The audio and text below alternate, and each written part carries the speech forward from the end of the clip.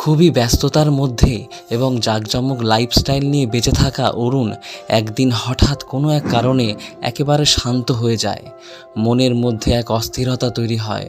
হঠাৎ তার মনে হতে লাগলো চারপাশের সম্পর্ক, পরিচয়, সাফল্য সবই যেন একটা মুখোশ। সে যাদের সামনে হাসে তাদের জন্য একটা আলাদা আমি, যাদের সামনে চুপ থাকে তাদের জন্য আরেকটা আমি, কিন্তু আসল আমিটা কোথায়? এই প্রশ্নটা তাকে অস্থির করে তুলল। সে বুঝতে পারল সে শুধু পৃথিবীর সঙ্গে সম্পর্ক তৈরি করেছে, নিজের সঙ্গে কোনো সম্পর্কই তৈরি করেনি। তাই সে চলে গেল কোনো জায়গায় নয়, বরং সব জায়গা থেকে দূরে, এক নির্জন প্রান্তরে, এক প্রাচীন বটগাছের নিচে। সে বসে রইল কিছু না করে। প্রথমে সে সময় কাটানোর চেষ্টা করল, ভাবনা দিয়ে, স্মৃতি দিয়ে, কল্পনা দিয়ে, কিন্তু ধীরে ধীরে সব কিছু ভেঙে পড়তে লাগলো।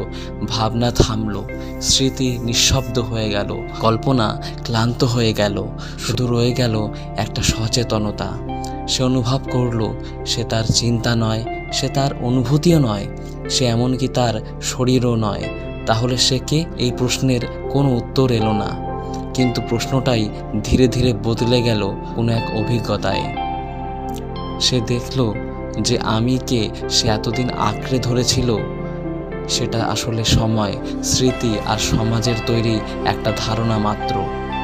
আর তার ভেতরে আছে একটা নিঃশব্দ সত্তা, যার কোনো নাম নেই, কোনো রূপ নেই, কিন্তু যা সব কিছু দেখছে, অনুভব করছে। সেই সত্তার মধ্যে কোনো ভয় নেই, কারণ তার কিছু হারানোর নেই, কোনো আকাঙ্ক্ষা নেই, কারণ সে সম্পূর্ণ। একদিন সূর্যাস্তের সময় আলো আর অন্ধকারের মাঝখানে দাঁড়িয়ে অরুণ হঠাৎ বুঝল শান্তি কোনো অর্জন নয়, শান্তি কোনো গন্তব্য নয়, শান্তি হলো নিজের মিথ্যা পরিচয়গুলো ভেঙে ফেলে নিজের সত্য অস্তিত্বকে উপলব্ধি করা।